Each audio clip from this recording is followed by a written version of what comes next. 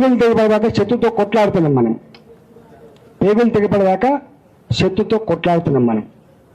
వాళ్ళు జనం చూస్తారు, నీకెందుకు నేను ఎందుకు. ఇప్పుడు 2023లో ఏం జరిగింది, ఎవరు వచ్చేసింది కానీ మాట్లాడే దాని గురించి అని. ఎందుకంటే మనకి కూడా ఎక్కడ ఉంటుంది కాబట్టి ఆ లోతులోకి పోవు. అవన్నీ ప్రజల హృదయాల్లో ఉంటాయి. ఎప్పుడు బయటకు వస్తాయి? మళ్ళీ ఎప్పుడన్నా వాళ్ళ చేతిలో ఇది తేల్చేటప్పుడు మళ్ళీ బయటకు వస్తాయి. గుర్తుపెట్టుకోండి, తప్పకుండా తేలుస్తారు. కాబట్టి దయచేసి మీరు తొందరపడకండి, మీరు ఎక్కడ మాట్లాడకండి. నేను చూస్తున్నా ఇక్కడ మీరు కొంత జనం ఉంటారు. ఇక్కడ రాగానే 100 మంది జనం ఉండగానే అన్న బాగా బిజీ అని చెప్పి అటు ఇటు పోతున్నారు. అయినా మీరు రావాలి, మునుపట్లెక్కనే పని చేసుకొని పోవాలి. ఈ అడ్డ మీకోసం ఉన్నది. తప్పకుండా నెలకు ఒక 2 రోజులు 3 రోజులు తప్పకుండా 10 రోజులకోసారా తప్పకుండా వచ్చి ఏర్పాటు చేస్తా. మీకు ఆ నరేంద్ర అంటోడు ఉన్నాడు, చేస్తా. శ్యామిక్కనే ఉన్నాడు, ఆ ప్రభాకర్ రెడ్డి ఉన్నాడు. మీరు కొంచెం ఒక ఆఫీస్ ఓపెన్ చేయండి. ఇగో మనం రాజకీయాల్లో ఉన్నంత వరకు హుజురాబాద్ ప్రజానీకానికి కాలుకు మునిగితే పన్నుతో పీకే సర్వీస్ చేయాలి. వాళ్ళన్నమాట వాస్తవం. 7 సార్లు గెలిపించిన బిడ్డల్ని ఎందుకో జరిగిపోయింది. ఒక్కసారి పనిష్మెంట్ ఇచ్చినందుకు ఇంత పనిష్మెంట్ నా బిడ్డ ఇవ్వద్దని వాళ్ళు కోరుకుంటున్నారు. కాబట్టి మళ్ళీ నేను ఒకటే అంటున్నా, నేను వస్తా. నెలకు 2 సార్లు 3 సార్లు తప్పకుండా వస్తా.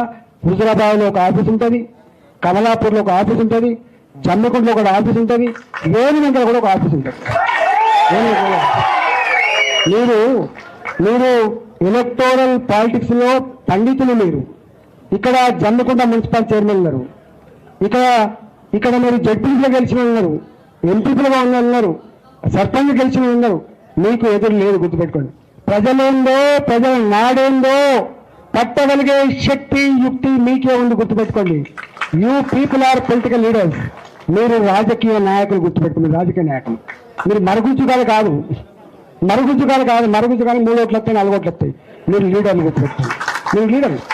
అందువల్ల నేను ఏమంటున్నా, ఇంత శక్తిని పెట్టుకో. రానా ఆయన శాసనం మీకు తెలుసు. పోయా అంటే 10 మంది వేసుకొని వస్తుంది. అంటే అంత శాసనంతరాలా.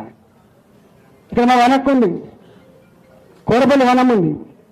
ఇప్పుడు మాట్లాడింది, వీళ్ళు 5 లక్షల రూపాయలు తీసుకుపోయి కేసీఆర్ బామ్మకి టైలో పెడితే నీ 5 లక్షలు కాదురా, మా అన్న కాదు, నా ఇల్లంతా కూడా మనం పోతే నా గౌడన్న వచ్చి ఆయన కాచిన కన్నీళ్ళు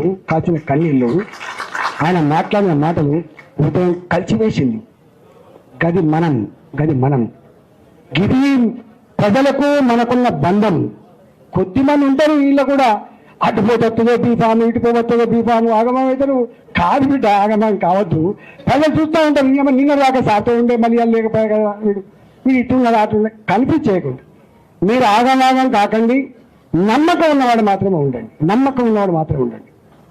లేకపోతే లేదు. సత్తా ఉన్నవాడు, నమ్మకం ఉన్నవాడు, నా ఆలోచన నడిచి ఉండండి. లేకపోతే కష్టమవుతుంది. కాబట్టి దయచేసి మీరు మంచిగా ఎక్కడ ధర్నాలకే లేదు, ఎక్కడ ఉపాసాలకే లేదు. మంచిగా అన్నం తినండి, మళ్ళీ పోయిరండి. ప్రతి ఆ నరేంద్ర అంటే ఉంటాడు ఆఫీసు. మీకు మనకి ఎందుకు ఏడా డబ్బులు పెట్టి మీకు ఐడియా ఉందా? ఒక ముఖ్యమంత్రికి ఇట్లా మాట్లాడు, ₹1, మిస్టర్ నీ అబ్బా జాగీరు కాదని చెప్పినాడు ఈటలా. గుర్తుపెట్టుకో, కొట్లాడితే అక్కడ ఏం కొట్లాడితే ఇంకోటి నాకు అర్థం కాదు. రాజశేఖర్తో కొట్లాడినాడు అర్థం ఉంది, అంతకంటే ముందు ముఖ్యమంత్రితో కొట్లాడినాడు అర్థం ఉంది, రేషా గారితో కొట్లాడిన అర్థం ఉంది, కిరణ్ కుమార్ గారితో కొట్లాడినట్టు అర్థం ఉంది, కేసీఆర్తో కొట్లాడినాడు అర్థం ఉంది. ఎవరితో కొట్లాడి నేను నా పతారం కావాలంటున్నా. నా ఆలోచన చేయండి. అంటే ఆ రోజు నేను మిస్టర్ ముఖ్యమంత్రి నీ అబ్బా జాగీరు కాదు, ఇది ప్రజల సొమ్ము, దానికి కాపాడాడు మాత్రమే బిడ్డ అని చెప్పినాను కదా. నేను మడమ తిప్పని అని చెప్పి ఒక ముఖ్యమంత్రి గురించి మాట్లాడితే మడమ తిప్పని అంటున్నావు. తెలంగాణ ఇస్తానే కదా మాత్రం జరగట్టింది, ఎందుకు ఇవ్వాలి అని చెప్పి నిందించాడు కదా ఈటలు అక్కడ. ఇప్పటికీ అసెంబ్లీ స్పీచ్ చేసినప్పుడు వినండి, ఎప్పుడు పులి బక్కబడితే పులి సార్కలు బక్కబడవు.